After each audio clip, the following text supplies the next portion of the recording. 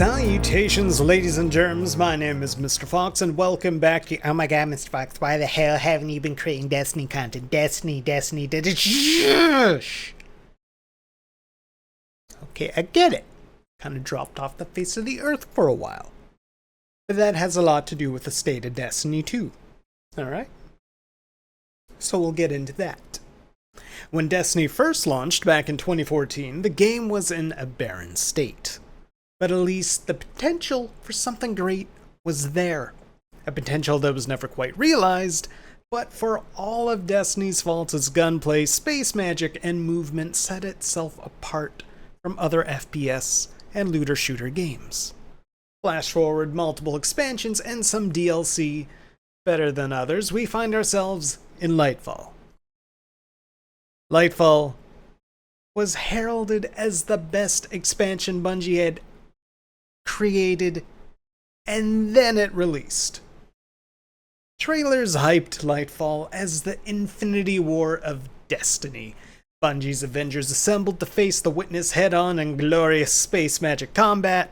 The fleets of Earth, Fallen, and Cabal against the Black Fleet. Instead, we snuck onto a ship of our creepiest fan and dedicated fanfic writer, Emperor Callus, to chase a MacGuffin on Neptune with Osiris and a surfer bro. And yes, I'm just going to refer to that thing as a MacGuffin because I've completely forgotten what it was called.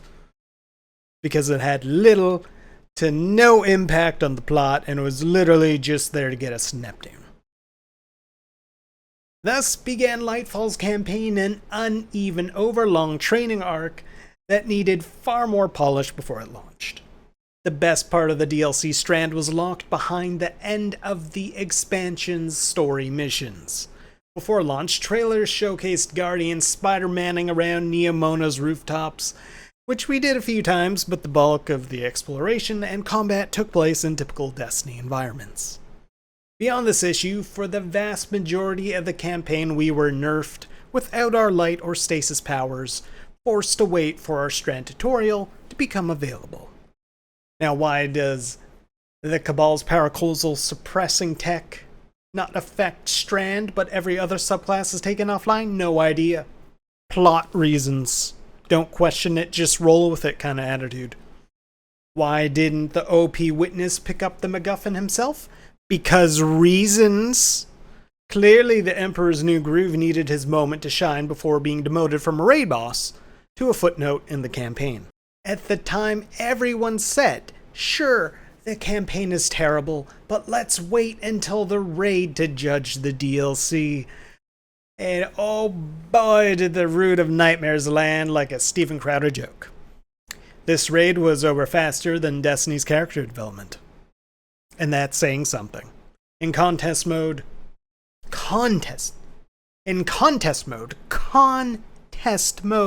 Root of Nightmares was speedran. We went from one of the most revered raids in Destiny's history, Kingsfall, to this, where still the raid boss, Nezarec, Destiny's boogeyman shrouded in mystery, suffered a common trial's death.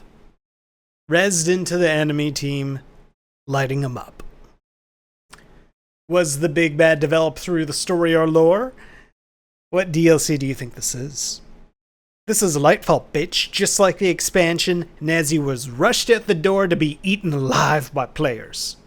His timeline is as follows. Traveler's Death Star beam revives him. Whoops. Nezarec returns as a chubby butterfly to give Neomoons nightmares or something. Guardians board his pyramid ship and kill him. That's it. For years, lore fiends have craved information on Nezarec and speculated what his sin was, but there's no answers here. Just disappointment. This has always been Destiny's biggest storytelling issue. Characters' depth as a puddle in the desert. It took until Season of Nightmares, or whatever it was called, before one of the core heroes of the Destiny universe, Zavala, received any sort of backstory or growth. Before that, the most human moment was an argument between the Bray sisters and Beyond Light. One moment. Just one. It was easily missed. We need to go back even further for a story that had any emotional weight to it in Forsaken. Cade's death landed as hard as it did because he was the only character in the game with personality. Was Cade's dark and sad backstory ever explored in the game itself? No. But what little we knew of him was enough to send us on an Archer-style revenge rampage across the Stangled Shore to butcher everyone responsible for his death. We still don't have a new Hunter Vanguard, by the way. Come on, Bungie.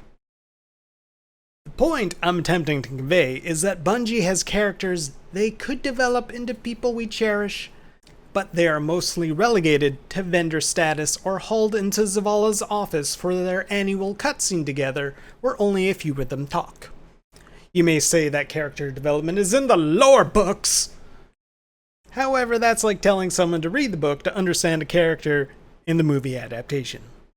You cannot tell me an MMO cannot have strong, well-rounded characters alongside excellent story missions when Star Wars The Old Republic and Final Fantasy XIV exist. We live in a golden age of video game storytelling brought to us from the writers of Naughty Dog, BioWare, Square Enix, Guerrilla Games, Remedy Entertainment, Sony, and CG Projekt Red, just to name a few.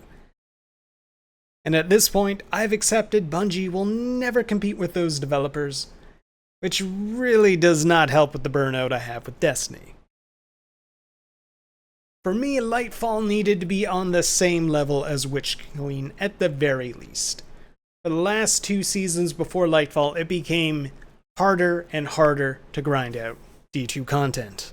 I'd pour hours into getting a gun that would be used for one video before it was vaulted for all eternity. For all of Destiny's great gunplay and space magic, the gameplay loop of farm pinnacles to reach a certain power level that would be raised to do it all over again with the next DLC grew stale. Loot feels pointless as nothing would replace Arbalest, Ostringer, Witherhoard, Funnelweb, or whatever random pulse or scout is needed for the champion mods. And unless there's a new raid, almost all the pinnacle grind is done in years-old content. For the most part, players would endure the repetitive activities for the previously mentioned pinnacle gear or for god rolls. Though god rolls added replayability, the grind could be painfully dull or just pure pain based on the playlist. One example is the Gambit grind needed to obtain bottom dollar during the 120 RPM heyday. To streamline the process, weapon crafting was introduced. Strip the RNG from the roll and instead put it all into getting the weapon you want to drop with a red border. Granted, this is better than hoping that you are rewarded for tens of hours spent grinding for the right perks. There remained the issue of the preferred red border not dropping. More often than not, this is done in seasonal activities that do not feel worthwhile to play over and over and over again. I never want to plant a flag and defend that point from hordes of ads. Ever again. Good God.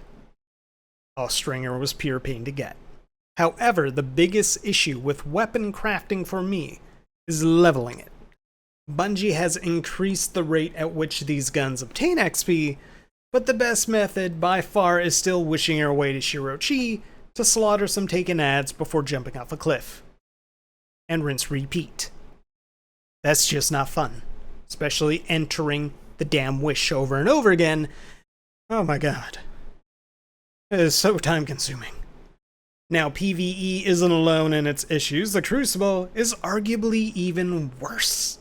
With only a single new map added since Forsaken, PvP rarely receives content updates beyond a reskinned or random roll of a Year 1 weapon, an Iron Banner, or a broken Trials of Osiris weapon that runs rampant for months without adjustments. The Crucible has never been a balanced place. It's a land of error code, server lag, matchmaking that doesn't know what it wants to be, and above all, Assault 9. Destiny 2, barring another Forsaken-like shot in the arm, feels like a game that's on its last legs. With an absolute juggernaut RPG in Diablo 4 launching at the same time as Season of the Deep, and Breath of the Wild 2 already being out, followed by the upcoming releases of Final Fantasy XVI, Baldur's Gate 3, Marvel Spider-Man 2, and Final Fantasy VII Rebirth. Atop of the Destiny burnout, it's hard to make content for D2, let alone play it in its current state. That said, there is a ton of content in Destiny, however, little of it feels worthwhile. A mountain of busy work and filler is all that's left for players once they reach the endgame. At this point in Destiny's lifespan, I don't know if Bungie can salvage it. It's like we're all just waiting for the end. Anyways, thank you so much for listening to my rant, as this has been bugging me for a long time and the burnout is killing me. It is that and the weather. The heat and Destiny burnout are gonna cause a heat stroke, and I will die because of this game. That is a joke. YouTube, that is a joke. Anyways, thank you so much for watching. Have yourselves a fantastic day and stay classy. Singing low while I pop a bottle off of your chain swinging, clang clang, and it costs a lot. Bitch, I'm always at the guala, yeah, and you are not.